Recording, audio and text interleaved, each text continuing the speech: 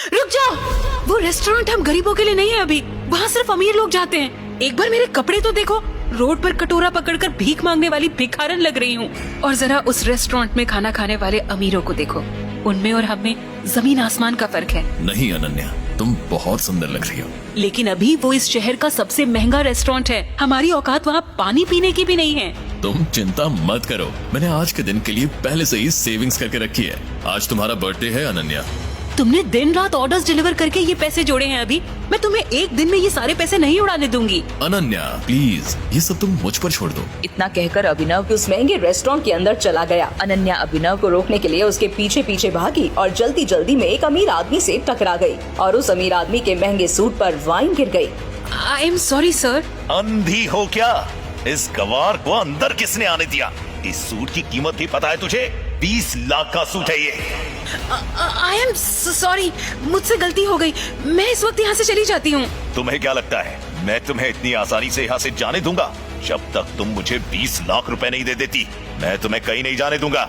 इसी वक्त मेरे सूट की कीमत चुकाओ, वरना क्या? अचानक ही अभिनव अनन्या के पास वापस आया। उस अमीर आदमी ने अभिनव को गौर से देखते हुए कहा, वाह, एक और सड़क छाप गवार।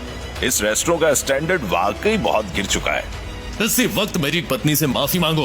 मैं माफी मांगू? तुम जानते भी हो मैं कौन हूँ। अनन्या उस अमीर आदमी और अभिनव के बीच हो रहे झगड़े को देखकर बहुत घबरा गई। अभी इससे माफी मांग लेते हैं और चलते हैं यहाँ से। इस अमीर आदमी को मैंने टीवी पर देखा है, ये सिंघानिया इंडस्ट्रीज का। मेरी पत्नी से माफी मांगो, वरना आज के दिन के लिए तुम जिंदगी भर पछताओगे। अभिनव की बात सुनकर वो अमीर आदमी गुस्से से तिलमिला उठा। पूरा रेस्टोरेंट उसे देख रहा था। मैं इस शहर का सबसे बड़ा हीरा व्यापारी हूँ। अमीर से अमीर लोग, मंत्री संतरी सब मेरे पॉकेट में रहते हैं। मैं चाहूँ तो चुटकी बजाते ही तुम्हारा नामो निशान गायब कर सकता हूँ। और अगर चुटकी बजाते ही मैंने तुम्हारे पूरे बिजनेस का नामो निशान ही गायब कर दिया तो? जब तक वो आदमी अभिनव की बात समझ पाता, अभिनव ने अपना फोन निकाला और किसी को एक मैसेज भेजा। अगले ही पल उस अमीर आदमी को एक कॉल आया और उसके पैरों तले जमीन खिसक गई। बेटा हम बर्बाद हो गए, हमारी कंपनी के शेयर्स गिर गए और हमें करोड़ों का नुकसान हो गया। What? ये कैसे हो सकता है पापा? कोई हमें बर्बाद करने की कोशिश कर रहा है। क्या तुमने किसी बड़े आदमी को नाराज किया है? अगर किया है तो इसी वक्त माफी मांग लो, नहीं तो कल तक हम सड़क पर आ जाएंगे। वो अमीर आदमी अभिनव की तरफ मुड़ा और बोला, तुमने कैसे किया ये सब? तुम आखिर हो कौन? अभिनव, मेरी बात सुन बेटा, यहाँ से भाग जाओ वरना ये लोग तुझे भी मार डालेंगे। अरे पापा, मैं आपको छोड़ के नहीं जाऊँ। जिद मत कर अभिनव। बेटा देख, मैं तो अपनी जिंदगी जी चुका हूँ, अब जो भी करना है तुम्हें करना है, सब कुछ तुम्हें संभालना है। और मेरी बात सुन, एक बार यहाँ से जाए उसके बाद दोबारा मुड़ के मत देखना, ठीक है? संजय ने कहा और अपनी उंगली में से एक सोने की अंगूठी निकालकर अभिनव को थमा दी। उस पर टी लिखा हुआ था। और एक बात हमेशा याद रखना, अपनी आखिरी सांस तक लड़ना है, समझ गया ना टाइगर? संजय ने अभिनव के माथे को चूमा। Run tiger, run tiger run! और अपनी बंदूक लेकर उन लोगों का सामना करने के लिए गली से बाहर निकल गए। संजय जैसे ही अपनी गाड़ी के पास पहुँचे तो राणा ने संजय पर बंदूक तान दी। टाइगर! इस कमीने का चेहरा मत भूलना।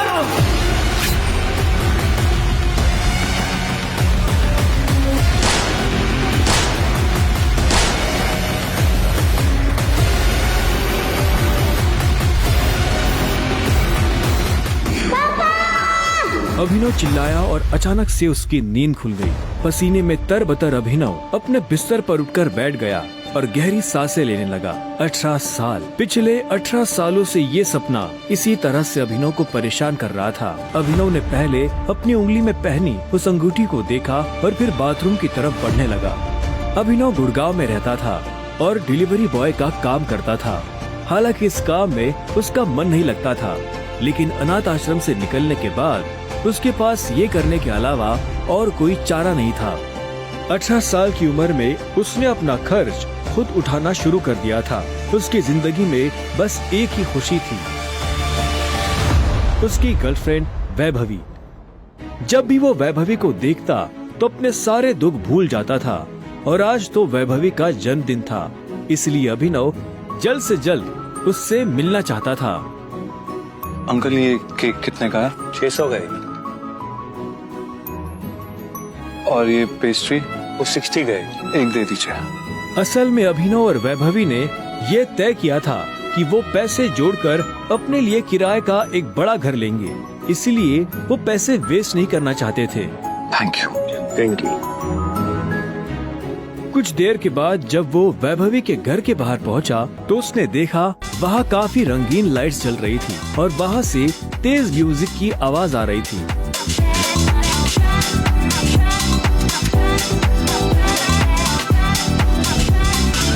वैभवी, ये सब क्या है? ये कौन है वैभवी? देख नहीं रही है, डिलीवरी बॉय है। पर हम तो केक मंगवा चुके थे ना, फिर तूने पेस्ट्री क्यों मंगवाई? ओह, याद आया, ये तो वही डिलीवरी बॉय है ना जिसको तू डेट कर रही थी।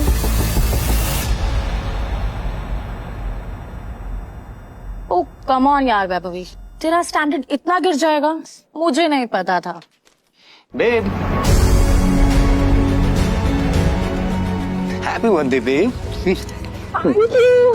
अभिनव देवेन को अच्छी तरह से जानता था। वो एक बड़े बाप का लड़का था और हर वक्त वैभवी के आसपास मंडराता रहता था। देवेन को यहाँ देखते ही अभिनव का दिमाग खराब हो गया। उसके हाथ में एक बड़ा सा गिफ्ट था, उसके आगे अभिनव के हाथ में लटकी पेस्ट्री की थैली कुछ भी नहीं लग रही थी। मेरी वैभवी को छूने की तेरी हिम्मत कैसे? Stop it. दोस्तों, तुम लोगों को मेरे ऊपर डाउट था ना, मेरे स्टैंडर्ड्स पर डाउट था। अब बताती हूँ मेरे स्टैंडर्ड्स क्या है। मैं तुमसे ब्रेकअप कर रही हूँ। और नहीं तो क्या, बेचारी कब तक तुझ जैसे गरीब के साथ ऐसी आधी पेस्ट्री खाती रहेगी। साला तेरी हिम्मत कैसे? तो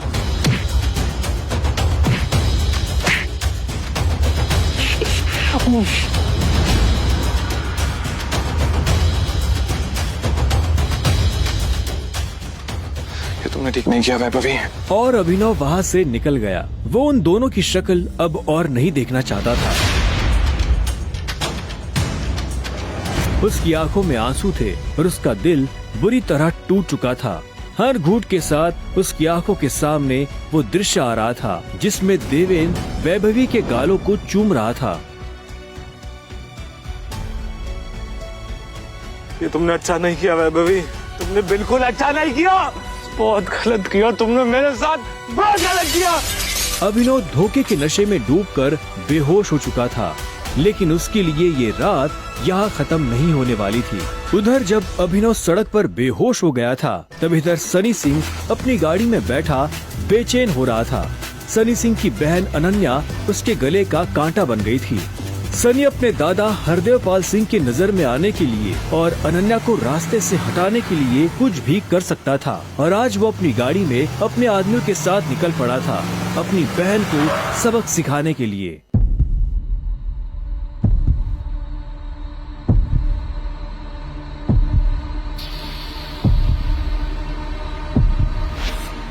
जल्दी करो, गाड़ी में डालो इसे।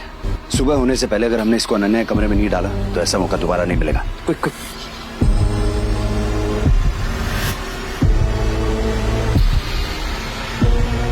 सनी के आदमी अभिनव को उठाकर सीधा रूम नंबर 409 में घुस गए। इसके कपड़े उतारो और बेड पे लिटाओ उसको। कपड़े उतारो इसके। उन्होंने अभिनव को बहुत आहिस्ते से उस बिस्तर पर लेटा दिया। वहाँ पहले से सनी की बहन अनन्या सोई हुई थी। सुबह जब अभिनव ने करवट बदली तो उसका हाथ एक नरम हाथ से टकरा गया। अभिनव की नींद टूटी और उसने देखा कि वो एक अनजान लड़की के बगल में लेटा हुआ था।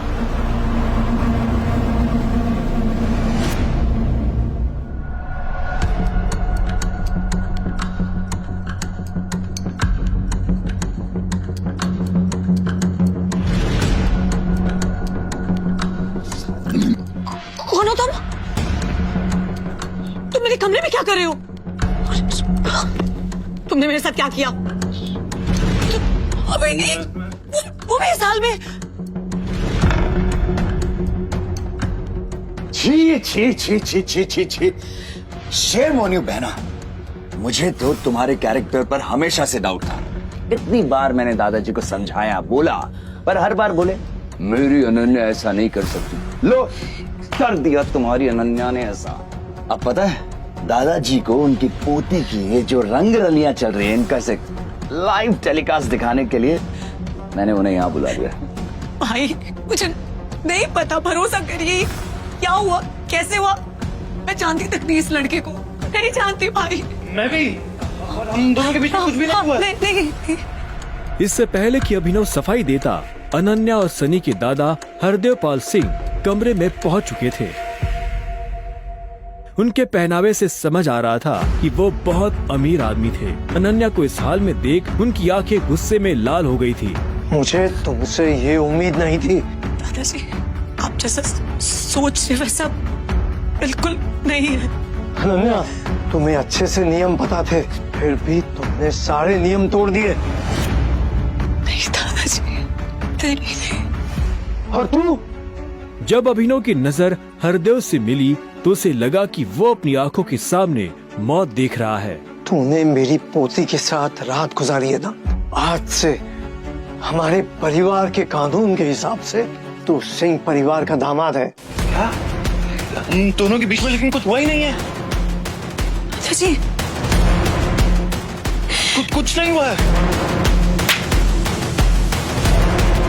कुछ नहीं किया ना तुम दोनों ने, तो क्या ये था?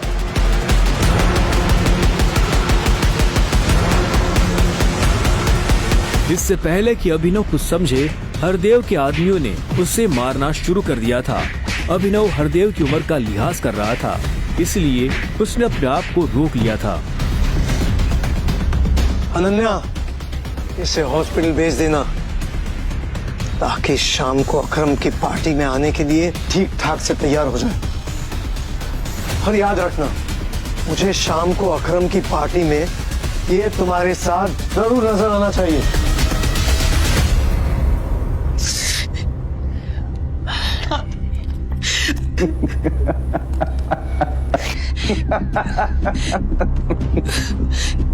क्यों मेरी जिंदगी बर्बाद कर दी तुमने? क्यों? अभिनव के पास इस सवाल का कोई जवाब नहीं था। वहां जाकर अभिनव शाम को होने वाली पार्टी के लिए तैयार होने लगा। उससे हरदेव और उसके आदमियों का डर नहीं था। वो जानता था कि अनन्या पहले से काफी मुश्किल में थी और वो अपनी वजह से उसकी मुश्किलें और नहीं बढ़ाना चाहता था। अभिनव के पास ले देकर सिर्फ एक ब्लेजर था, वो भी उसके पापा का। वो जगह जगह से फटा और उधड़ा हुआ था, लेकिन जब अभिनव ने उसे पहना तो उसकी खूबसूरती ने ब्लेजर की सारी कमियां ढक दी। अभिनव का अंदाजा सही था, अनन्या का घर काफी बड़ा था। वो एक अमीर परिवार की लड़की थी। जितना अभिनव महीने का कमाता था, उतने की अनन्या ने सैंडल्स पहनी हुई थी।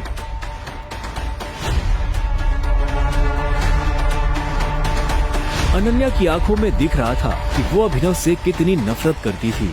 अभिनव भी पार्टी में इतने बड़े लोगों के बीच जाने से घबरा रहा था। उसी घबराहट में उसने कब अपने पापा की अंगूठी को उंगली में गोल गोल घुमाना शुरू कर दिया, उसे पता ही नहीं चला।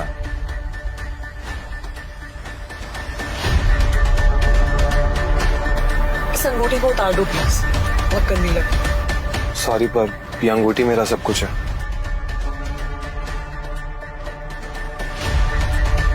अकरम का घर किले जैसा था, जिसके चारों तरफ बाउंसर्स बंदूकें लिए खड़े थे। जैसे ही अनन्या और अभिनव अंदर आए तो इतने में उसकी नजर देवेन से टकरा गई।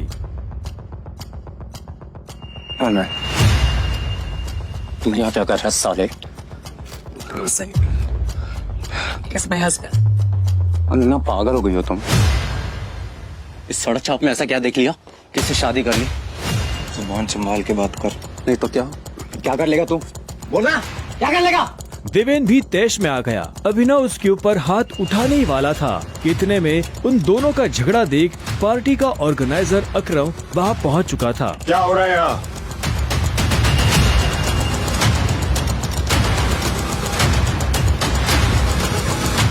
अकरम सर देखिए इस आदमी को, ये क्रिमिनल है, जबरदस्ती आपकी पार्टी में घुसाया। इधर आओ।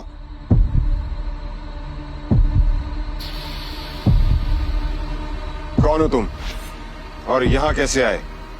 एक्चुअली ये मेरे पति है।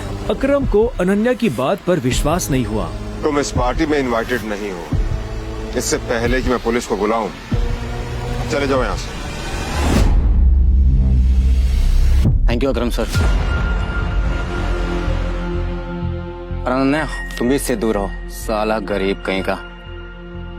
रुको।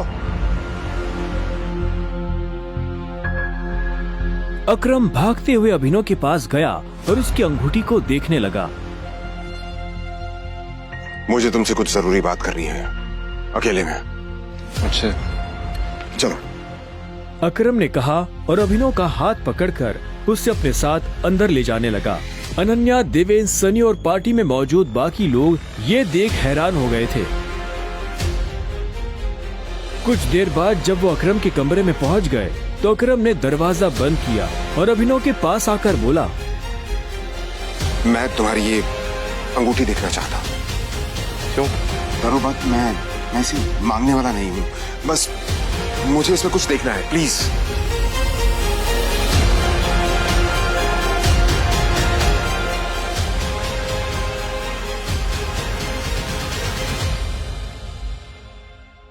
टाइगर?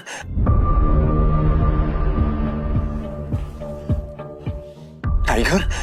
अभिनव ने अकरम के मुंह से ये शब्द सुना तो वो हैरान हो गया। उसे अचानक से अपने पिता के वो आखिरी शब्द याद आ गए जो उन्होंने अभिनव से विदा लेते हुए कह दिए थे। लेकिन अभिनव हैरान था, उससे समझ नहीं आ रहा था कि अकरम ये सब कैसे जानता था। आखिरकार मैंने तुम्हें ढूंढ ही लिया टाइगर। टाइगर? हाँ, पिछले 18 सालों से मैं तुम्हें ढूंढने की कोशिश कर रहा हूं।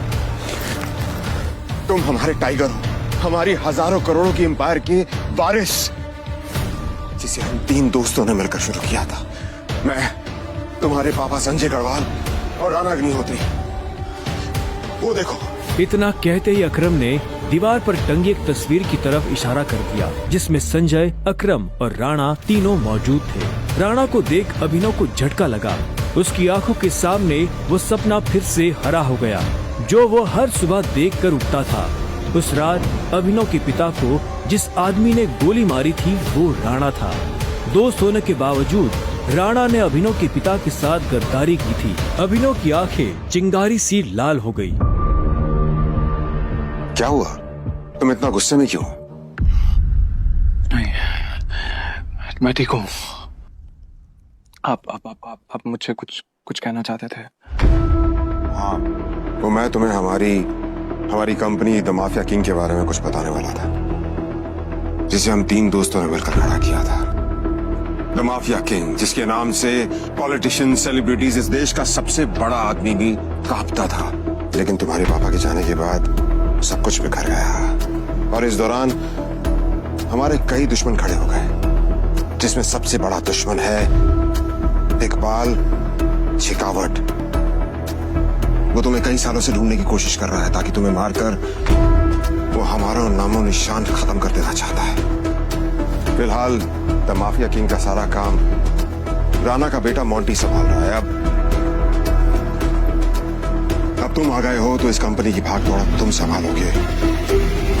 अपने पापा के काम को अब तुम्हें आगे बढ़ाना होगा टाइगर। अभिनव की जिंदगी रातों रात पलट चुकी थी। उसके साथ जो हुआ उस पर उसे अभी तक यकीन नहीं हो रहा था।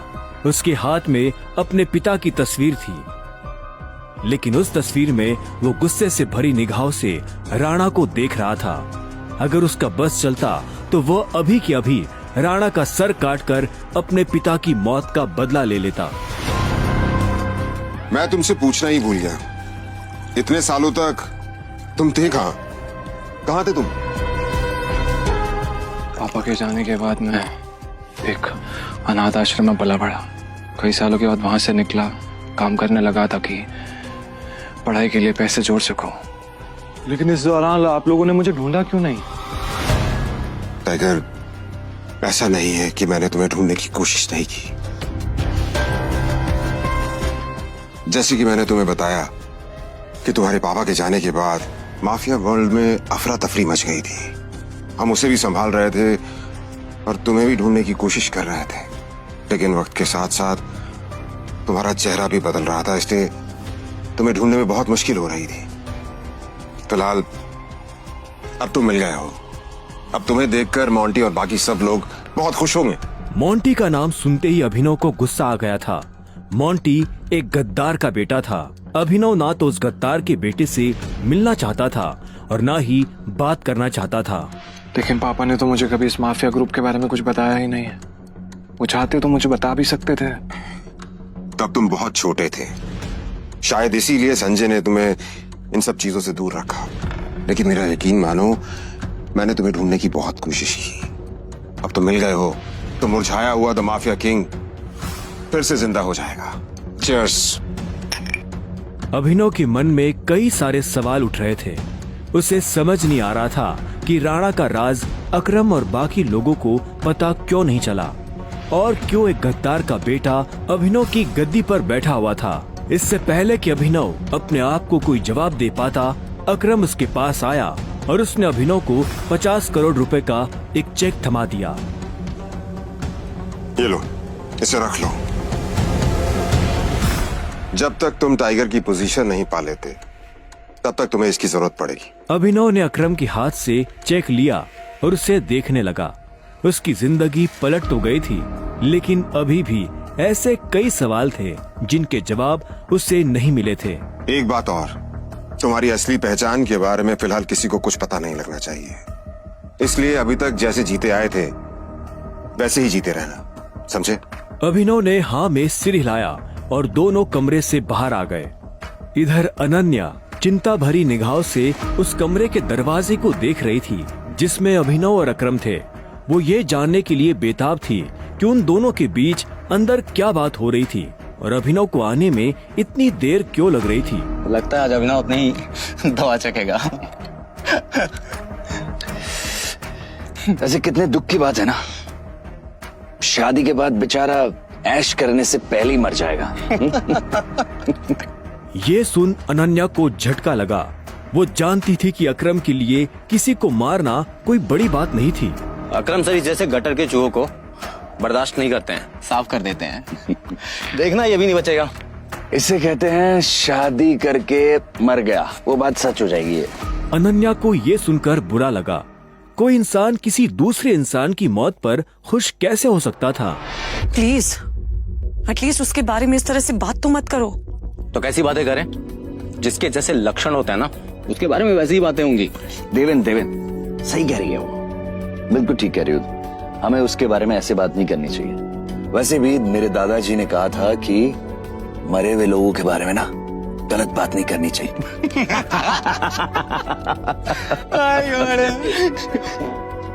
इससे पहले कि अनन्या कुछ कहती, अकरम अभिनव को लेकर बाहर आ रहा था। अभिनव के बदन पर एक छोटी सी खरोंच भी नजर नहीं आ रही थी। जब देवेन और सनी ने ये देखा तो उनका मुंह हैरानी के मारे खुला का खुला रह गया। इसे देख कर तो लग ही नहीं रहा है कि अकरम सर ने इसे हाथ भी लगाया है। वैसे जितनी देर तक ये दोनों कमरे के अंदर थे, अब तक तो इसकी नाक टूटी हुई होनी चाहिए थी, पर ये तो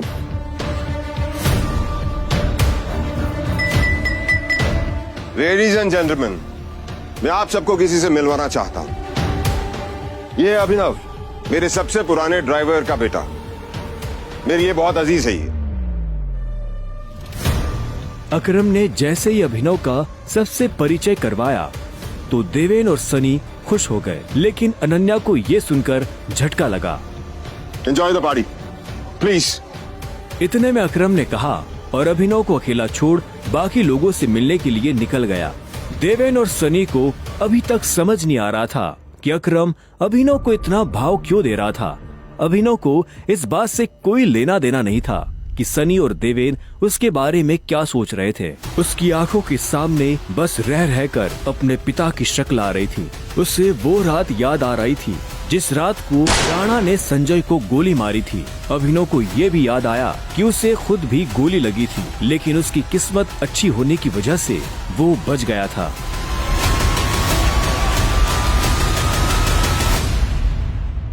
मुझे नहीं लगा था कि तुम अपने पैरों पर बाहर भी आ पाओगे। अच्छा, तुम्हें मेरी इतनी चिंता हो रही थी? ओ प्लीज, मुझे चिंता नहीं हो रही थी, बस तुम्हें तो अपनी चिंता होनी चाहिए ना। अगर जिंदा रहना चाहते हो तो थोड़ा बच कर रहो। अकरम सर ने तेरे से अंदर क्या बात की, बता। उन्होंने मुझसे कहा कि अगर देवेंद्र जैसा कहता तुझसे सवाल पूछे तो उसे जवाब मत देना। रामखोर। देवेन ने उसे गाली दी, लेकिन अभिनव पर उसका कोई असर नहीं हुआ। उसके दिमाग में इस वक्त पहले से ही कई जरूरी चीजें घूम रही थी। इसके बाद पूरी पार्टी के दौरान अनन्या ने अभिनव से कोई बात नहीं की। मेरा घर यहाँ से पास में है, वहीं ले लो। तुमने सोच भी कैसे लिया कि मैं तुम्हारे साथ तुम्हारे घर आ रही हूँ? तुम्हारी हालत ऐसी है तो पता नहीं तुम्हारी घर की हालत कैसी होगी। तुम मेरी पत्नी हो, मेरे साथ नहीं रहोगी तो किसके साथ रहोगी? सुनो, अपनी ये 2 कौड़ी का लॉजिक ना अपनी जेब में रखो। पहले तुम मुझे ये बताओ, तुम मेरे बिस्तर में कैसे आए? ये सवाल तो मैं भी तुमसे पूछना चाहता हूँ। अच्छी बात है, लेकिन मैं तुम्हारे साथ तुम्हारे घर रहने नहीं आ रही हूँ, मैं अपने घर जा रही हूँ, ठीक है? और अगर इन फ्यूचर मजबूरी भी रहे ना तो मैं तुम्हारे साथ तुम्हारे घर में नहीं रहूंगी, तुम मेरे घर रहने आओगे एक नौकर की तरह, समझे? अभिनव ने पहले उसे देखा और फिर अपनी उंगली में पहनी हुई उस अंगूठी को देखने लगा। अगर आज वो अंगूठी नहीं होती तो पता नहीं उसका क्या होता।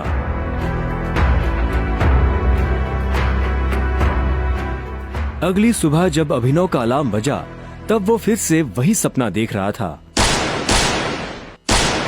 अलार्म की आवाज सुन वो झटके से उठा और अपने बिस्तर पर बैठ गया। उसने उठते ही मन सबसे पहले अकरम को धन्यवाद दिया, जिसने उसके पिता की कंपनी को इतने सालों बाद भी जिंदा रखा, लेकिन साथ ही उसे अपने पिता को खोने का मलाल भी था। इसी ख्याल के साथ अभिनव बिस्तर से उठा और अपने काम पर जाने के लिए तैयार होने लगा। अकरम के हिसाब से उसकी डिलीवरी बॉय की जॉब उससे अपनी पहचान छुपाने में काफी मदद कर सकती थी। अभिनव ने अपनी जेब में अकरम का दिया हुआ चेक डाला और घर से निकल गया। 1 घंटे बाद जब वो अपनी बाइक से ऑफिस आया और कॉरिडोर में चलने लगा तो उसे पीछे से आवाज आई, ए डिलीवरी बॉय। यह आवाज उसके साथ काम करने वाले हरीश की थी। उसे ऑफिस में अपना काम करने की नहीं, अभिनव को चिढ़ाने की तनख्वाह मिलती थी। क्या हुआ, कुछ काम है? मुझे देर हो रही है। अबे तुझे किसी मीटिंग में जाना है, बॉस तुझे बुला रहा है। और भाई कल तू कहाँ चला गया था बिना बताए? अपने बाप की बारात में गया था क्या? ये सुन अभिनव की नसें गुस्से में फटने को आई थी। वो चाहता तो अभी हरीश के सारे दांत एक मुक्के में अलग कर सकता था, लेकिन उसने अपने आप को शांत किया और उसकी बात का जवाब दिए बिना अपने बॉस के कैबिन की तरफ बढ़ने लगा। Good morning sir. ऐसा क्या है गुड इस मॉर्निंग में? अभिनव के पास इस सवाल का कोई जवाब नहीं था। ऐसे में उसके बॉस ने आगे कहा, कल तुम बिना बताए चले कैसे गए? अभिनव के पास इस बात का भी कोई जवाब नहीं था। वो चाहता तो अपने बॉस को कोई बहाना बनाकर टाल सकता था, लेकिन अभिनव झूठ नहीं बोलना चाहता था।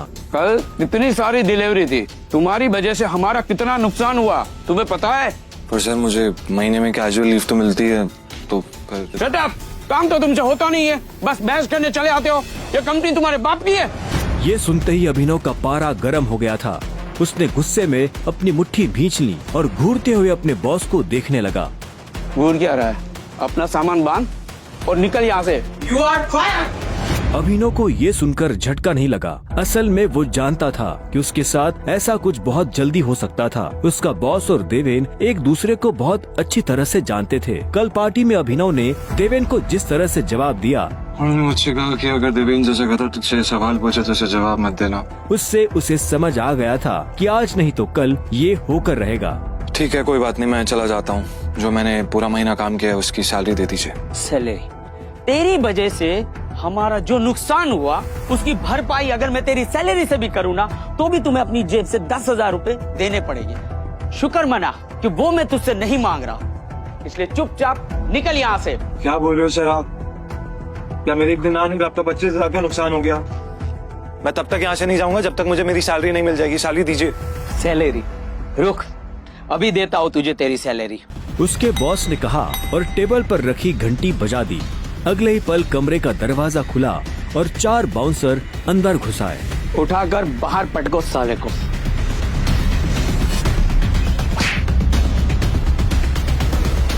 बॉस के मुंह से ये सुनते ही वो चारों अभिनव पर धावा बोलने के लिए टूट पड़े, लेकिन इससे पहले उनमें से कोई अभिनव पर हमला कर पाता, अभिनव ने उन्हें पटकनी दे दी थी। उसने किसी का हाथ तोड़ा तो किसी का पाँव, किसी के पेट में मुक्का मारा तो किसी के पेट पर लात। देखते ही देखते बॉस के सारे आदमी ढेर हो गए थे। बॉस ये देख भौचक्का रह गया था। अभिनव अब सीधा बॉस के पास आया और उसकी गर्दन पकड़कर बोला।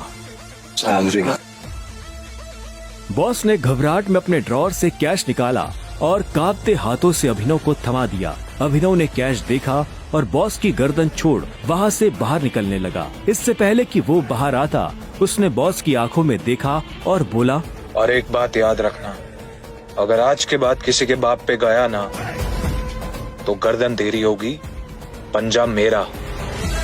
ये सुन बॉस के होश उड़ गए थे। उसे पता था कि अभिनव एक गुस्सेल आदमी है, लेकिन उसने कभी उसका गुस्सा देखा नहीं था। इधर अभिनव भी जब ऑफिस से बाहर आया तो उसे एक अनजान नंबर से फोन आया। अभिनव ने फोन उठाया। हेलो, कौन? टाइगर, अकरम। हाँ कहिए। मुझे तुम्हें किसी से मिलवाना है, वो भी हमारे माफिया वर्ल्ड का एक बहुत बड़ा नाम है, और साथ ही साथ तुम्हारे पापा और मेरा जिगरी यार भी, बलराज। मैं चाहता हूँ कि बलराज को पता चल जाए कि हमारा टाइगर वापस लौट आया है, इसलिए शाम को साथ में डिनर करेंगे। क्या आपको सच में लगता है मुझे बलराज जी से मिलना चाहिए? वो अभी तक बलराज की नाम से कांप रहा था। अकरम भी उसकी घबराहट समझ गया था। बलराज जी, सिर्फ बलराज कहो, तुम टाइगर हो यार, और जंगल में सारे जानवर टाइगर के नाम के आगे जी लगाते हैं, लेकिन टाइगर कभी किसी जानवर के नाम के आगे जी नहीं लगाता। चलो शाम को मिलते हैं, बाय। अकरम के मुंह से ये बात सुनते ही अभिनव का कॉन्फिडेंस बढ़ गया था। वो अब उस टाइगर जैसा महसूस कर रहा था जो जू से निकलकर जंगल में आ गया हो। अभिनव अपने पुराने ऑफिस से निकलने के बाद अपने घर आ गया था। वो इतने आराम से अपने बिस्तर पर आखिरी बार कब लेटा था उसे याद ही नहीं था। वो बड़ी एक्साइटमेंट के साथ कमरे के दरवाजे की तरफ देख रहा था। Pizza delivery. सर, ऑर्डर सिर्फ 500 का था, आपने मुझे 1000 क्यों दिए? तुम डिलीवरी वाले बहुत मेहनत करते हो दोस्त, ये 500 रुपए तुम्हारी टिप। Thank you sir. इधर अभिनव उस पिज्जा बॉक्स को ध्यान से देख रहा था। उसे याद नहीं आ रहा था कि उसने आखिरी बार पिज्जा कब खाया था। वैभवी और अपने लिए घर लेने के चक्कर में उसने अपनी कितनी इच्छाओं को मारा था, इसका एहसास उसे आज हो रहा था, लेकिन अब वो रुकने वाला नहीं था। शाम को अभिनव होटल सैफायर जाने के लिए तैयार होने लगा था। उसने ग्रे कलर की शर्ट और ब्लैक कलर की पैंट पहनी थी। अभिनव के पास पहनने के लिए इससे अच्छा और कुछ नहीं था। जैसे उसने होटल को बाहर से देखा तो देखता ही रह गया। उसने आज तक इतने बड़े होटल को इतने पास से नहीं देखा था। रुको, अंदर का जा रहा है? अंदर ही जा रहा हूँ, क्या दिक्कत है? अंदर जाना है तुझे? तुझे क्या लगता है कि मैं तुझे अंदर जाने दूंगा? क्यों नहीं जा सकता मैं अंदर? अभिनव समझ गया था कि चीफ सिक्योरिटी ऑफिसर उसके कपड़े देखकर उसे जज कर रहा था। सुन, मैं तेरे जैसे लोगों को बहुत अच्छे से जानता हूँ, फालतू का तमाशा मत कर, निकल यहाँ से। कैसे जानता है तू मुझे? रिश्तेदार है मेरा, जब मैं अंदर जाने के लिए आया हूँ तो वापस क्यों जाऊंगा? ये होटल क्या तेरे बाप की है? बोलना। ये सुनते ही अभिनव का माथा गर्म हो गया, लेकिन उसने गुस्से में कुछ नहीं किया। वो शांत रहा ताकि लोगों का ध्यान उसकी तरफ ना जाए। अभिनव 2 कदम पीछे हटा और उसने फोन निकालकर अकरम को फोन मिला दिया। हाँ टाइगर, कहाँ पहुँचे? मैं ये होटल की एंट्री पे हूँ अकरम। हमारा टेबल नंबर क्या है? Table number? अरे मैं इस होटल का मालिक हूँ, मुझे टेबल बुक करने की जरूरत नहीं है। तुम अंदर जाओ, आराम से बैठो, बस मैं पहुँचने ही वाला हूँ। मैं अंदर नहीं जा पा रहा हूँ, यहाँ पे कोई ये सिक्योरिटी वाला खड़ा है, वो कह रहा है कि मेरे जैसे इंसानों को अंदर नहीं जाने देता है। कौन है ये कथा? तुम एक काम करो, बस 10 मिनट में मैं पहुँचने वाला हूँ, तुम वेट करो, ठीक है? और ये इस ऑफिसर की वजह से मैं तुमसे माफी मांगता हूँ। ठीक, नहीं कोई बात नहीं। क्यों, बहुत हीरो बन रहा था ना? मैंने कहा था मैं तुझे अंदर जाने नहीं दूंगा। अगर प्रधानमंत्री को भी कॉल करेगा ना तब भी नहीं, समझा? चल निकल यहाँ से। अरे वो देखो तुम्हारा निठल्ला एक्स। आजा मजे लेते इसके।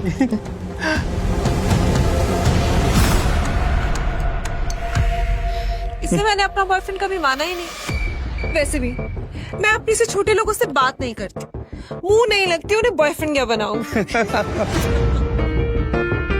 तुम छोटे आदमी के मुंह नहीं लगती होगी, लेकिन ये छोटा आदमी तुम्हें एक सलाह देना चाहता है। इंसान की पहचान उसकी जुबान से होती है, जुबान संभाल के बात करो, वरना किसी दिन यही जुबान तुम्हारी जान ले लेगी। वाह क्या बात कही है, ताली बजाओ। Very nice. तो फिर तुमसे तुम्हारे पैर क्यों नहीं संभाले गए? यहाँ कैसे चले आए? पिए हुए हो क्या? अकरम ने बुलाया मुझे यहाँ पे। अच्छा, अरे हाँ याद आया, अकरम सर ने उस दिन कहा था तू उनके किसी ड्राइवर का बेटा है, तो यहाँ अपने बाप की जगह ड्राइवर की नौकरी मांगने आया क्या? सही है, लेकिन वो रखेंगे नहीं, तेरे जैसे गरीब को वो ड्राइवर भी नहीं रखेंगे। आए हो मतलब तुम्हें बुलाया नहीं गया? मुंह उठा के चले आए। भिखारी कहेंगे। आया नहीं हूँ, बुलाया मुझे, अकरम ने बुलाया है। मुझे पता ही था ये कोई पागल है। तभी वहाँ एक काले रंग की चमचमाती हुई महंगी सी गाड़ी आकर खड़ी हो गई। सभी पलटकर गाड़ी को देख रहे थे।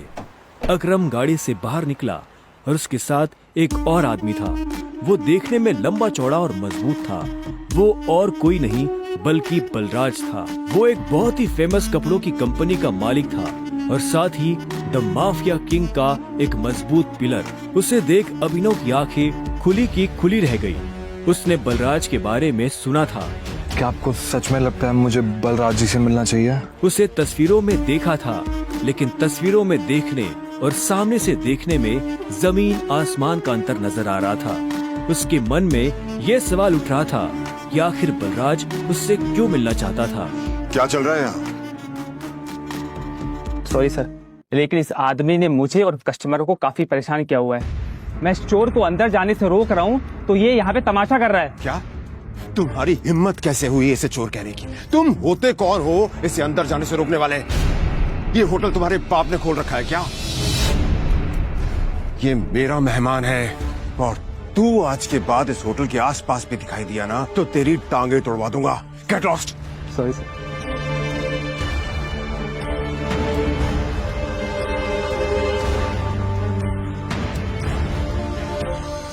I'm sorry टाइगर, इस बेवकूफ की वजह से। नहीं, असल में तो छोटा आदमी का दुश्मन बना हुआ है आज भी। आओ चलो। अकरम ने अभिनव को अपने साथ अंदर आने का इशारा किया। अभिनव अकरम के पीछे चला जा रहा था।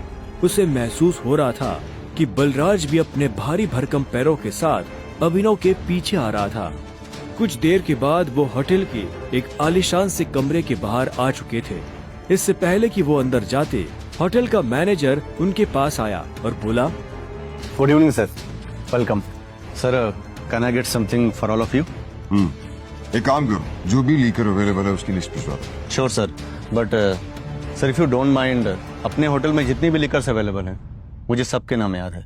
We have tequila which is of 5 lakh rupees, vodka 8 lakh rupees, biscuit 10 lakh rupees and we have gin जो कि 12 लाख रुपए की है। Sir what would you like to have? Great. क्या है कि आज मेरे यहाँ बहुत खास मेहमान आए हैं, तो इसलिए जो सबसे महंगी है वो भिजवा दो और बाकी सब चीजें भी। Sure sir, I will get the best liquor for all of you. Good evening sir. Good evening sir. Akram, hotel तेरा, शराब तेरी, फिर भी तुम्हारा ये मैनेजर तुझे तेरी शराब की रेट क्यों बता रहा था, जबकि तू कोई भी चूज कर सकता है? वो इसलिए मेरे दोस्त, क्योंकि मैं दिन देखकर शराब मंगवाता हूँ और आज का दिन मेरे लिए, इनफैक्ट हम सबकी जिंदगी के लिए बहुत इंपॉर्टेंट दिन है। इसलिए मैंने हम तीनों के लिए महंगी शराब मंगवाई। So let's enjoy. अच्छा। आओ। Okay, let's enjoy. अब तुम्हें यहाँ अपनी पहचान छुपाने की जरूरत नहीं है। ये रूम प्राइवेट भी है और सबसे सेफ भी। बैठो। वो एक आलीशान कमरा था। वो तीनों बैठ गए। तब अभिनव बलराज को बहुत ध्यान से देख रहा था। बलराज, आज मैंने तुम्हें यहाँ एक बहुत इंपॉर्टेंट इन्फॉर्मेशन देने के लिए बुलाया है। हमें संजय का बेटा टाइगर मिल गया है, लेकिन फिलहाल वो अंडरकवर है, इसलिए उससे तुम्हें मैं बाहर नहीं मिलवा सकता था। Sir your snacks and drink.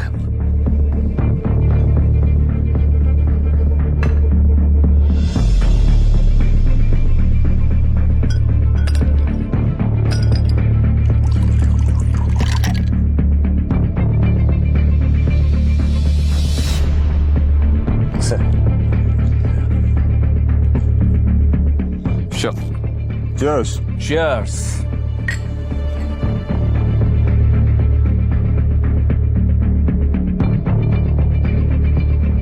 तो यही है टाइगर.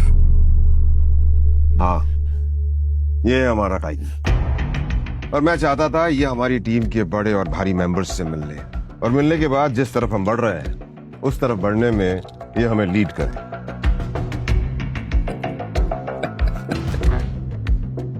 माफ करना दोस्त, पर मुझे थोड़ी हंसी आ रही.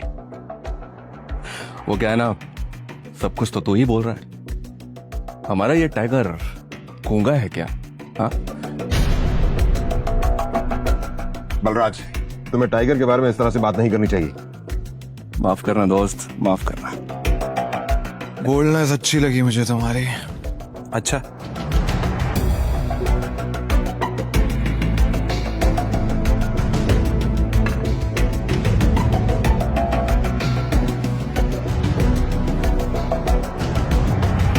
हो गए तुम बॉस, लेकिन ये मत भूलना तुम किसके सामने बैठे हो.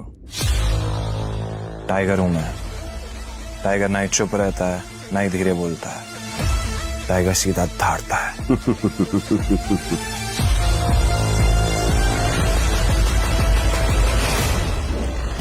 तो तुम टाइगर हो, ठीक है. तो टाइगर ये बताओ, इतने सालों से कहां थे तुम? अब ऐसा तो नहीं हो सकता ना कि इतने सालों के बाद तुम हमारे सर पे आके बैठ जाओ और हम मान लेंगे कि तुम टाइगर हो. मजाक तो नहीं हो रहा है यहाँ? क्यों अकरम, सही कहा ना? और जिस गद्दी की तुम बात कर रहे हो ना, उसको लिया नहीं जाता, कमाया जाता है. आई बात समझ में? अच्छे से जानता हूं. छीनना मेरे खून में भी नहीं है. मैं इतने सालों से कहां गायब था, क्या कर रहा था, ये सब समझाने का तो हमारे पास टाइम नहीं है शायद. और रही बात कि मैं टाइगर हूं या नहीं हूं, ठीक है, तुम तरीका बताओ, साबित कर दूंगा. शाबाश, ये हुई ना बात. अकरम ने मुस्कुराते हुए अभिनव को देखा. उसकी आंखों में अभिनव के लिए गर्व की भावना झलक रही थी. उसने जितना सोचा था, अभिनव उससे भी खूंखार था, लेकिन बलराज के माथे पर शिकन बरकरार थी.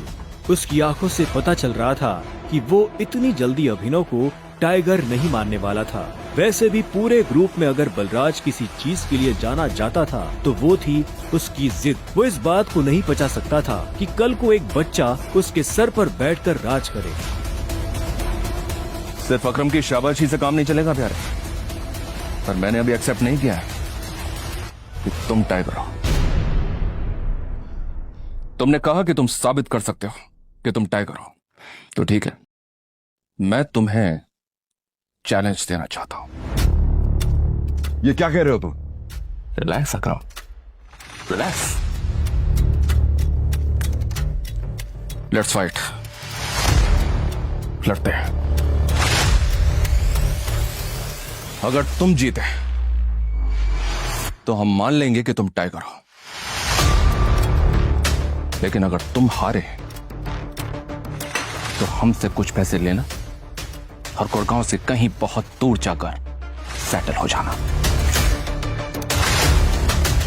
बलराज, क्या कह रहे हो तुम? ये सही नहीं है.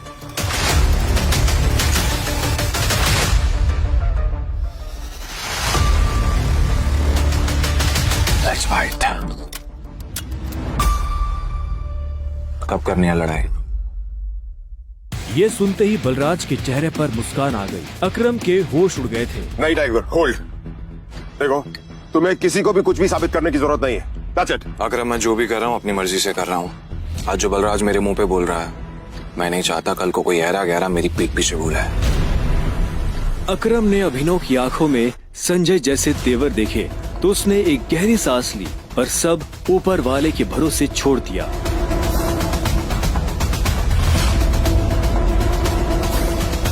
लगभग 1 घंटे के बाद बलराज अभिनव और अकरम के साथ अपनी प्राइवेट एरेना में आ गया था।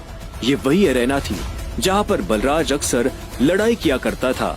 उस बड़ी सी एरेना में उन तीनों के अलावा और कोई नहीं था। एक बार फिर सोच लो, मैं आज तक इस रिंग में हारा नहीं। तुम इस रिंग में आज तक इसलिए नहीं हारे हो बलराज, क्योंकि तुम्हारा सामना आज से पहले संजय के बेटे टाइगर से नहीं हुआ था। तो अकरम मियां, किस पर दाव लगाओगे? मुझ पर या इस पर? बेवकूफों जैसी बात मत करो। भला टाइगर के होते हुए किसी और पर दाव लगाया जा सकता है क्या? सोच लो, बहुत बुरी तरह पछताओ। दुनिया हंसेगी तुम पर, मुंह दिखाने लायक नहीं रहोगे। चलो फाइट शुरू करते हैं।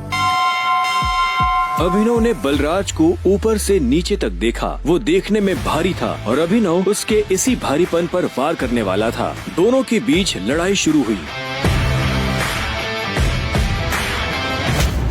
उसने जैसे ही अभिनव पर पहला मुक्का मारा तो अभिनव एक बार को सन्न रह गया। और एक बात हमेशा याद, अपनी आखिरी सांस तक लड़ना है। समझ गया ना टाइगर? ये किसको लेकर आ गए? ये हम पे राज करेगा? हाँ, मैंने कहा था ना कि कोई भी हमारे सर पे आकर बैठ जाएगा और बोलेगा कि मैं टाइगर हूं, और हम मान लेंगे? बिल्कुल नहीं। Come on. उसका मुक्का अभिनव की नाक तोड़ता। उससे पहले ही अभिनव को होश आ गया और उसने अपना सर नीचे झुका लिया। बलराज का मुक्का खाली गया और वो पलटकर अभिनव को देखने लगा। अभिनव गंभीर था। उसे याद आ रहा था कि बचपन से ही उसके पिता संजय ने उसे लड़ना सिखाया था। बलराज को इस बार गुस्सा आया।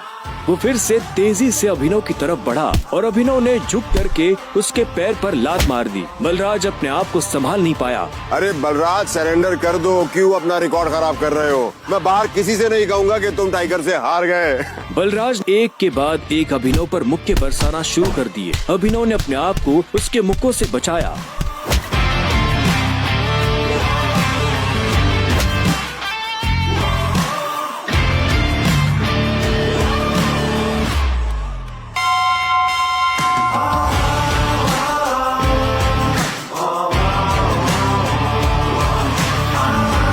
अभिनव ने बलराज को छोड़ा और चुपचाप रिंग के कोने में जाकर खड़ा हो गया। बलराज ने मुश्किल से अपने भारी भरकम शरीर को उठाया और दर्द में कराहते हुए बोला, अकरम, मैं जानता हूँ तुम बहुत खुश हो गया आज। बलराज की कमर में मोच आई थी और उसने हंसते हुए अभिनव से कहा, कहाँ से सीखा ये सब? ये सब मुझे विरासत में मिला है, मेरी उस गद्दी के साथ। जरा पियोगे मेरे साथ?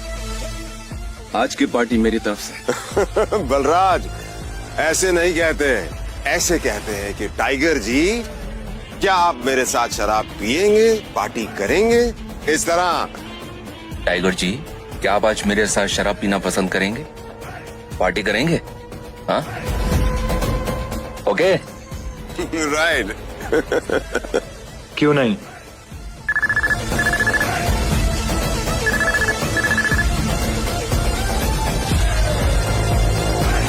अनन्या, देखो मेरे मम्मी पापा आ गए हैं। जो कुछ भी है उन्हें सब पता चल चुका है। वो तुमसे मिलना चाहते हैं तो तुम जहाँ भी हो अभी कभी घर आओ। क्या अभी? हाँ, तो इतनी हैरान होने की जरूरत नहीं है। जो किया अब उसे भुगतो।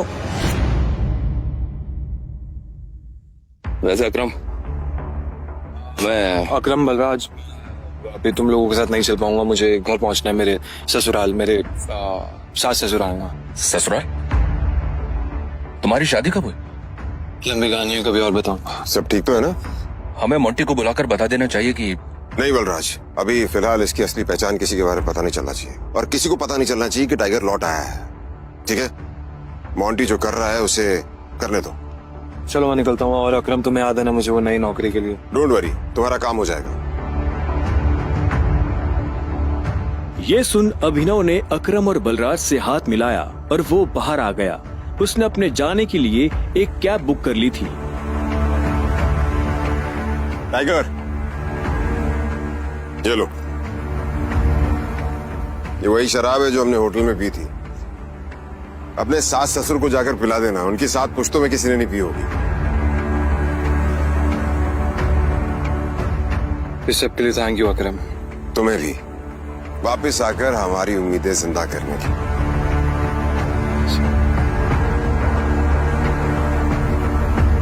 अब आजा कि अंदर रिंग में ही रहेगा। कुछ देर के बाद गाड़ी अनन्या के घर के बाहर आकर रुकी। अभिनव नीचे उतरा और गहरी सांसें लेते हुए घर के अंदर पहुंच गया।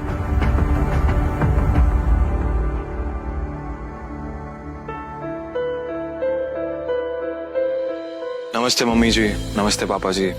ये मैं आप लोगों के लिए लेकर आया था। अरे वाह,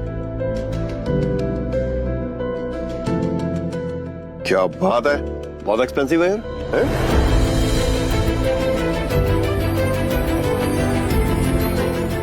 क्या खुशबू है, देख। क्या तुम भी? मुझे तो लगता है ये बॉटल्स कहीं से चोरी करके लाया होगा। तुम्हें लगता है इसके जैसा आदमी इतनी महंगी शराब अफोर्ड कर पाएगा? और तुम ये सब क्यों लाए हो यहाँ पे? हमारे बेटे के साथ जबरदस्ती करने के बाद हमें रिश्वत देना चाहते हो तुम? वो भी चोरी की हुई शराब? सॉरी, लेकिन ना ही मैंने किसी के साथ जबरदस्ती की और ना ही कोई चोरी की है। अच्छा, तो फिर मेरे बेटे के साथ तुम्हारा भूत सोया हुआ था? तुम ये सब इसलिए कर रहे हो ना ताकि तुम मेरे बेटे की जायदाद हड़प कर सको? तुमने कहा तुम और कहा मेरी बेटी। अभिनव को ऐसा लगा जैसे उसके सीने में किसी ने छुरा घोंप दिया हो। कोई भी उसकी बात सुनने को राजी ही नहीं था। हाँ, ये बात ठीक है कि वो अनन्या के साथ एक बिस्तर पर सोया था, लेकिन उसने ये सब जानबूझकर नहीं किया था। उसे खुद नहीं पता था कि वो अनन्या के कमरे में कैसे पहुंच गया। अगर उसे पहले से ये सब पता होता तो वो कभी ऐसा नहीं करता। पर आखिर में अभिनव ने कोई सफाई नहीं दी। उसे पता था कि कोई फायदा नहीं होगा। गूंगे हो? मुंह में जुबान नहीं है तुम्हारे? शर्मिला, बैठ। अभिनव, बैठ जाओ। शर्मिला अभी भी गुस्से में उसे देख रही थी। अभिनव बैठा और राजीव ने आगे कहा, तो वहाँ जो कुछ भी हुआ है हमें उसके बारे में सब कुछ पता है, और अनन्या को भी ये मालूम नहीं है कि उसके साथ कैसे हुआ है। लेकिन मुझे ऐसा लगता है कि वहाँ पे कोई बहुत बड़ी गड़बड़ हुई है। चलो, अब जो कुछ भी है, तुम्हारे और अनन्या का रिश्ता तो बदल नहीं सकते। वैसे भी जो कुछ हुआ उसका उसे मलाल नहीं था। अगर वो अनन्या से नहीं मिलता तो वो अकरम से कभी नहीं मिल पाता। साथ ही वो बाहर की दुनिया में अनन्या का नाम भी खराब नहीं होने देना चाहता था। ऐसे में वो भी नहीं चाहता था कि ये शादी टूटे। तो अभिनव, तुम क्या करते हो? मैं एक डिलीवरी बॉय का काम करता था और आज मुझे नौकरी से निकाल दिया गया। उसके ये शब्द किसी बॉम्ब की तरह उन दोनों पर गिरे। इससे पहले कि शर्मिला कुछ कहती, राजीव ने कहा, अभिनव, तुम्हें जल्द से जल्द नौकरी ढूंढनी पड़ेगी, और वो भी अच्छी वाली। तभी तुम मेरी बेटी के साथ लीगली शादी कर सकते हो। चलो, अब तुम जा सकते हो। अभिनव उठा और बाहर निकलने लगा। इतने में शर्मिला के गुस्से में और एक उबाल आया और वो अभिनव के पीठ पीछे बोली, देखा कितना ढीठ है ये? ओवर कॉन्फिडेंस तो देखो इसका। जेब में 10 रुपए नहीं है और चल ऐसे रहा है जैसे जंगल का टाइगर हो। राजू, तुम्हें लगता है इस जैसे लीडर को कोई नौकरी पे रखेगा? रखेगा नहीं, रखेंगे। मेरे लिए काम की कमी नहीं है। सुना तुमने? राजीव भी अभिनव की बात सुन हैरान हो गया। इतने में अभिनव शर्मिला के पास आया और बोला, अगर मुझे एक अच्छी नौकरी मिल गई तो क्या आप मुझे ये साबित करने का मौका देंगी कि मैं अनन्या से शादी करने के लायक हूँ? बड़ा कॉन्फिडेंस है। अरे भाड़ में जाए ऐसा कॉन्फिडेंस। और तुम, नौकरी का मतलब ये नहीं है कि कल के तुम किसी पार्किंग लॉट में जाके बैठो और लोगों की गाड़ियों की रसीद पढ़ो। मेरा मतलब है नौकरी जैसी नौकरी, असली नौकरी, सही वाली नौकरी। और अगर कल तक तुम्हें ऐसी नौकरी मिल जाती है ना, तो तुमने जो कुछ भी अभी कहा उसके बारे में एक बार सोच सकती हो।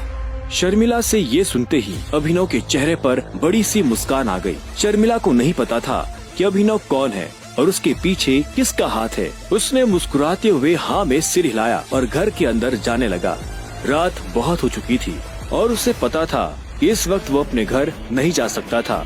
उसने सोचा था कि वो अनन्या के कमरे में जाकर सो जाएगा। वैसे भी अब दोनों पति पत्नी थे।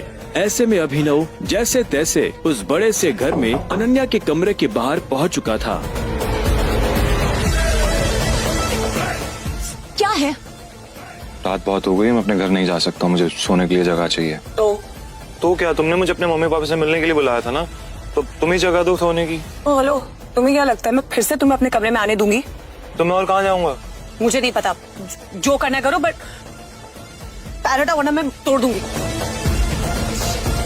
अभिनव पहले तो नहीं डरा, पर जब दरवाजा उसके पैर को छूने ही वाला था कि उसने अपना पैर पीछे खींच लिया। अनन्या ने दरवाजा बंद किया और दूसरी तरफ से चिल्लाते हुए बोली, नौकरों की जगह ना मालिकों के कमरों में नहीं, घरों के स्टोर रूम्स में होती है। ये सुनते ही अभिनव को बुरा लगा, पर वो कर भी क्या सकता था। उसने बस बंद दरवाजे को देखा और हताशा से अपना सिर हिलाने लगा। अब आगे क्या होने वाला था? कहाँ सोने वाला था अभिनव? और क्या उसे इस घर में कभी इज्जत मिल पाएगी? और क्या होगा जब अनन्या के घर वालों को अभिनव की असली पहचान के बारे में पता चलेगा? एक नाकारा घर जमाई जिसकी सास रोज झाड़ू से करती थी पिटाई।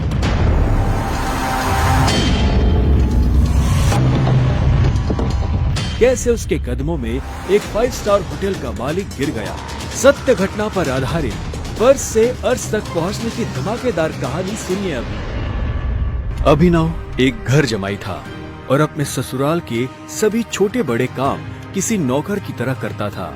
अगली सुबह जब अभिनव अनन्या को टिफिन देने उसके ऑफिस पहुंचा तो उसने देखा कि ऑफिस में भगदड़ मची हुई है। फिर भी वो कानों में हेडफोन्स लगाकर अपनी धुन में मस्त था। भगदौड़ की वजह हाल ही में ब्रेक हुई न्यूज थी। ब्रेकिंग न्यूज, सिंह इंडस्ट्रीज की दिशा बदलने के लिए ये टेंडर आखिरी उम्मीद। मार्केट में इस खबर से सिंह इंडस्ट्रीज के शेयर में आ रही है भारी गिरावट। अनन्या सिंह अपनी कंपनी की डूबती नाव को कैसे संभालेंगी? Guys, the situation doesn't look good. ये हमारी आखिरी उम्मीद थी सिंह इंडस्ट्रीज को रिवाइव करने की। चिराग अनन्या का दोस्त और बिजनेस पार्टनर था। दादाजी के गुजरने के बाद बिजनेस को संभालने के लिए अनन्या ने चिराग को अपना पार्टनर बनाया था। वैसे तो उसे अनन्या का लाइफ पार्टनर बनना था, लेकिन अनन्या के दादाजी ने मरने से पहले जबरदस्ती अनन्या की शादी एक गरीब डिलीवरी बॉय अभिनव से करा दी थी। अनन्या बिल्कुल खामोश अपनी कुर्सी पर बैठी थी। तभी उसके बगल में बैठे कंपनी के चीफ फाइनेंशियल ऑफिसर मौतिक ने कहा, अनन्या, टेंडर ना मिलने की वजह से हमारे सारे के सारे इन्वेस्टर्स ने अपना हाथ खींच लिया है and the balance sheet also doesn't look good. अगर इस तरह से ही चलता रहा तो फिर हमारा दिवाला निकल जाएगा। मोतिक, यू नो वेरी वेल, इस कंपनी को बनाने में दादाजी ने अपना पूरा खून पसीना लगाया। सालों की मेहनत से सिर्फ हमारे देश में ही नहीं बल्कि विदेश में भी सिंह इंडस्ट्रीज का परचम लहराया। एक झटके में कैसे सब खत्म हो सकता है? ऐसा नहीं हो सकता। कुछ तो तरीका होगा यार। अनन्या, तुम्हारे दादाजी के समय के कुछ बहुत ही स्ट्रांग पुराने एसोसिएट्स थे हमारे, जिनके साथ में चिराग के इंस्ट्रक्शंस के बाद में हमने डील बंद कर दी, मर्जर की कोशिश की। ओ नबी जी, नॉट अगेन। इस न्यूज के बाद तो कोई भी हमारे साथ मर्जर नहीं करेगा। That's not an option. Mautik, let's see your plan. Desai उर्फ रविकांत अनन्या के दादाजी के पुराने वफादार थे और उन्होंने अनन्या के दादाजी के साथ मिलकर सिंह इंडस्ट्रीज को दुनिया भर में फैलाया था। लेकिन आज वो सिर्फ नाम के कंपनी के एडवाइजर थे। Good morning Mrs Lobo, such a bright beautiful Monday. आप कैसी हैं? आज ये ऑफिस में इतनी मनुष्यत क्यों छाई हुई है? तू हमेशा नौकरों की तरह घर के काम करता रहता है, कभी न्यूज व्यूज देखता है? इतने बड़े इंडस्ट्रियलिस्ट के दामाद हो, बिजनेस की खबर रखा करो। ऐसा क्या होगा जिसकी खबर मुझे नहीं है?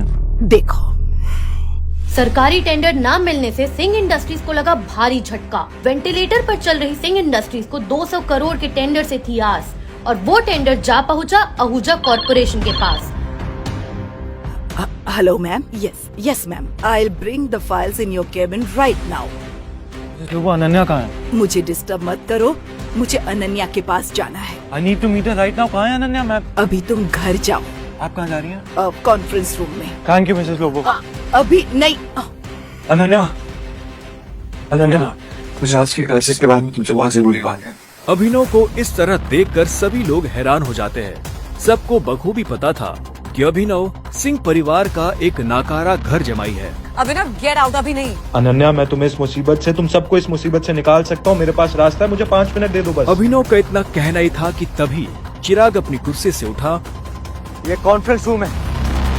तेरी हिम्मत कैसे हुई कंपनी के मैटर्स में बोलने की? अनन्या, सबसे पहले तो इस आदमी को इस कंपनी से निकालो।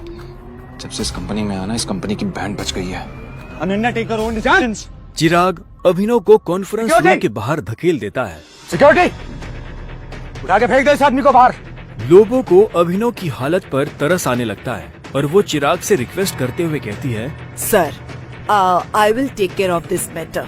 You can go inside for the meeting. अच्छा, आप फाइल्स लेके आई हैं? यस। दीजिए मुझे। गुस्से में लाल चिराग वापस कॉन्फ्रेंस रूम में चला जाता है। Leave him.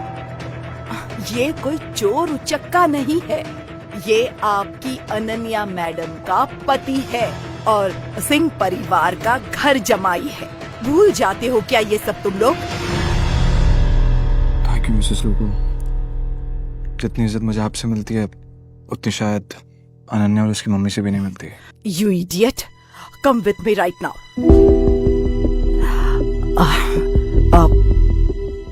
तुम नीचे बड़बड़ा रहे थे कि तुम कंपनी को क्राइसिस से बाहर निकाल सकते हो। कैसे? कैसे तो अभी मुझे नहीं पता मिसेस लोगो, लेकिन मुझे कुछ भी मदद करने के लिए पहले कुछ इन्फॉर्मेशन चाहिए होगी, उसके बिना मैं हेल्पलेस। कैसी इन्फॉर्मेशन? मुझे इस कंपनी के इन्वेस्टर्स की डिटेल्स चाहिए, शेयर होल्डर्स की लिस्ट चाहिए और बैलेंस शीट देखनी है। उसके बिना मैं कुछ भी नहीं कर पाऊंगा। अभी तुमने देखा ना क्या हुआ, और इतना सब होने के बाद कंपनी का कोई भी एम्प्लॉय तेरी मदद नहीं करेगा तो कैसे होगा? एक आदमी है जो तुम्हारी मदद कर सकता है। कौन? रविकांत देसाई सर। वो अनन्या के ग्रैंडफादर के बहुत क्लोज थे। वो तो ठीक है, लेकिन आजकल चिराग ने सबको साइड वेस्ट कर दिया है ना। लेकिन एक बात बताती हूँ, Ravikant Desai is a chain smoker. हर घंटे आएंगे सिगरेट पीने के लिए। तुम यहाँ उसका वेट करना, उसके साथ कोशिश करना बात करने की, उसको कन्विंस करने की पूरी कोशिश करना। I am sure you can do it. Okay, अब मुझे जाना होगा। All the best.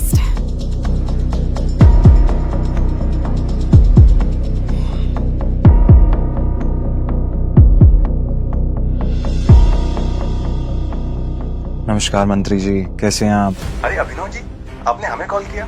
हमारे तो भाग्य ही खुल गए। अरे नहीं, ऐसा कुछ भी नहीं है। मुझे एक छोटा सा काम था आपसे। एक गरीब डिलीवरी बॉय अभिनव की मंत्री जी से कैसी थी पहचान? मंत्री जी अभिनव से इतनी विनम्रता से बात क्यों कर रहे थे? फोन पर अभिनव मंत्री जी को कुछ समझा रहा था, तभी रविकांत देसाई उर्फ रविकांत वहाँ आ गए। हाँ, तो फॉरेन डिटेल्स पता कीजिए मंत्री जी और मुझे कॉल बैक कीजिए। अभी मैं रखता हूँ जी।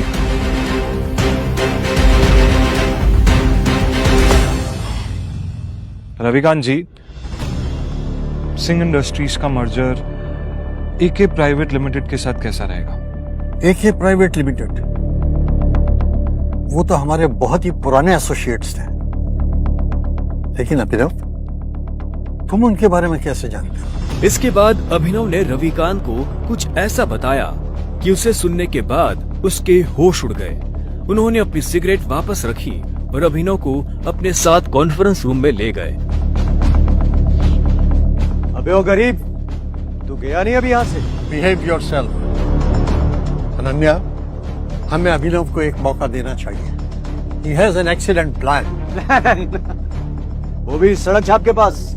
और खुरदार, जितनी तुम्हारी उम्र नहीं है उससे ज्यादा मुझे इस कंपनी को चलाने का एक्सपीरियंस है।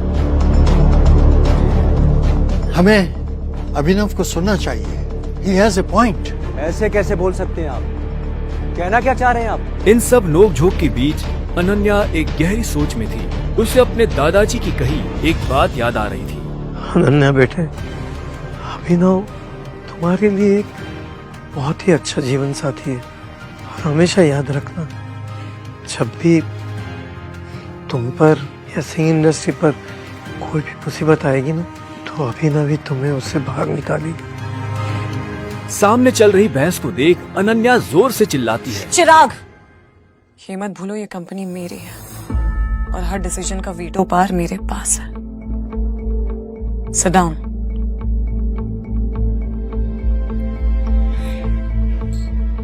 अभिनव, बैठो और जल्दी कहो। अनन्या को चिराग पर चिल्लाता देख अभिनव को बहुत खुशी हुई। रविकांत ने अभिनव को अपने बगल वाली कुर्सी पर बिठाया। बैठते ही सामने रखे पानी के गिलास को अभिनव ने एक सांस में गटक लिया। अनन्या, मुझे सबसे पहले कंपनी के इन्वेस्टर्स की डिटेल्स चाहिए होगी, शेयर होल्डर्स की लिस्ट चाहिए होगी एंड बैलेंस शीट देखनी होगी। उससे पहले मैं कुछ नहीं कर पाऊंगा। This is too much. हम ऐसे किसी के साथ भी अपनी कंपनी की डिटेल्स नहीं दे सकते हैं। मौतिक, लैपटॉप पास करो। अनन्या, तुम अभी भी इस गधे की बात सुन रहे हो? Laptop pass. Chirag, why don't you mind your language? हाँ, क्यों भूल जाते हो कि अभिनव मेरा पति है? 2 साल में पहली बार अभिनव ने अनन्या को उसके लिए लड़ते हुए देखा था।